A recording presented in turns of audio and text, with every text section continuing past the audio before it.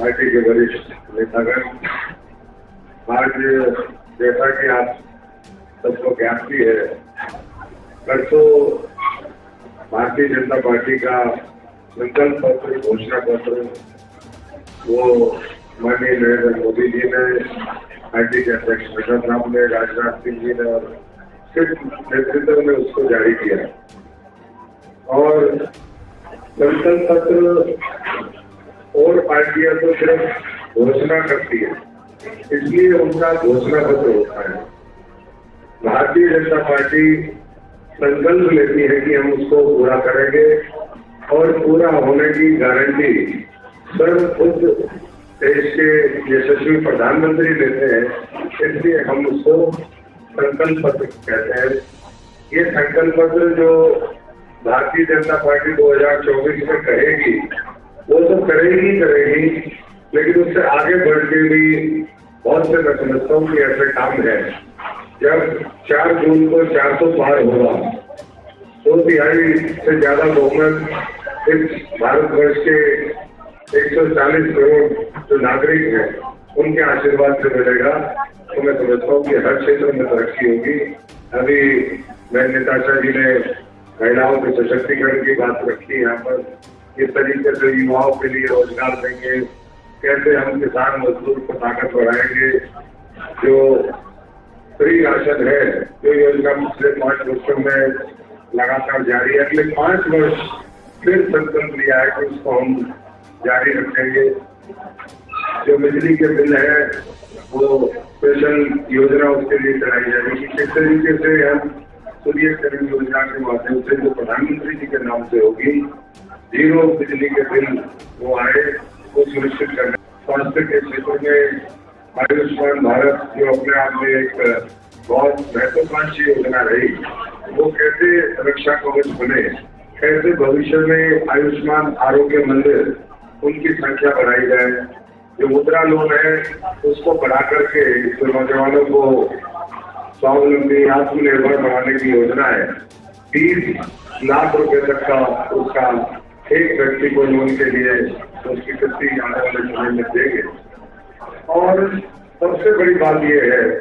बाकी तो और बहुत सी चीजें हैं कि किस तरीके से हम शिक्षा के जगत में काम करेंगे, कैसे हम आने वाले समय में जो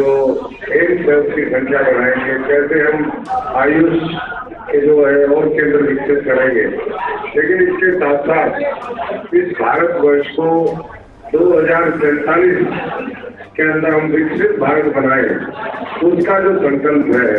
उसके लिए जो भी ब्लूप्रिंट हो सकता है वो भारतीय जनता पार्टी वो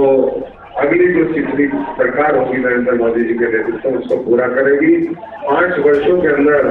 हम भारतवर्ष को तीसरी सबसे बड़ी अर्थव्यवस्था बनाने का काम करेंगे।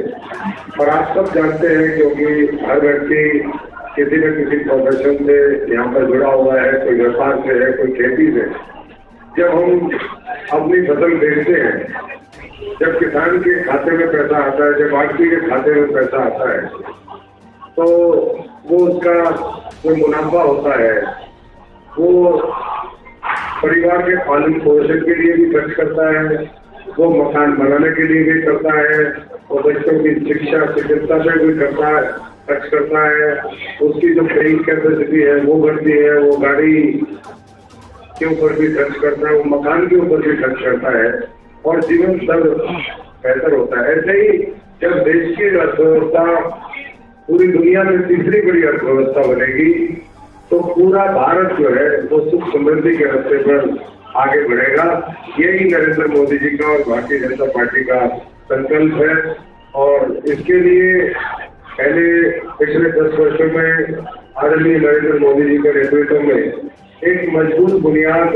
इस देश में इंफ्रास्ट्रक्चर की रखी गई। जो पुराने वर्षों से लंबे काम थे, जो मुद्दे थे, उसका तो समाधान हुआ, चाहे वो राम मंदिर का मामला हो, 370 का मामला हो, महिलाओं के लिए आरक्षण का प्रावधान हो, 3 तलाक खत्म करना हो, या फिर सीए कानून को लागू करना हो। इसके साथ साथ कई लाख करोड़ रुपए के प्रोजेक्ट वो अलग अलग राज्यों में जारी है। और नरेंद्र मोदी जी ने इस संकल्प पत्र में भारतीय जनता पार्टी ने खासतौर पर कहा है कि भविष्य के अंदर हम कैसे हमारी संस्कृति को,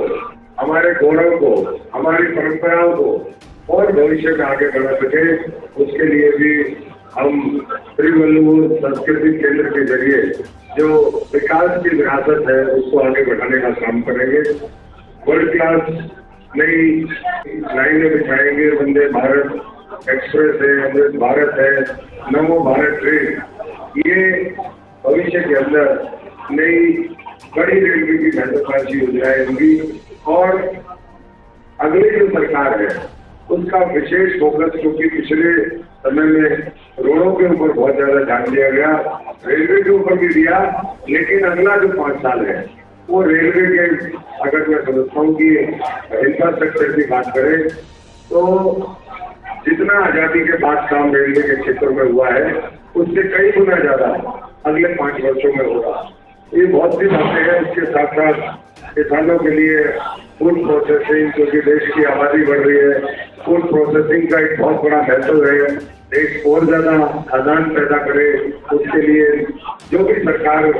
किसानों को ताकत देने का काम कर सकती है वो करने का प्रावधान करेगी। और 2026 में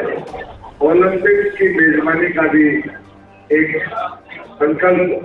वो केंद्र की सरकार ने,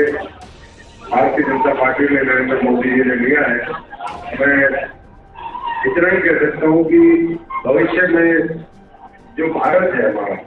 वो ग्लोबल मैन्युफैक्चरिंग हब बनने की ओर अग्रसर, और ग्लोबल मैन्युफैक्चरिंग हब इसलिए है कि पूरी दुनिया में आज हमारी सबसे बड़ी आबादी है। उस आबादी में जो वर्कफोर्स है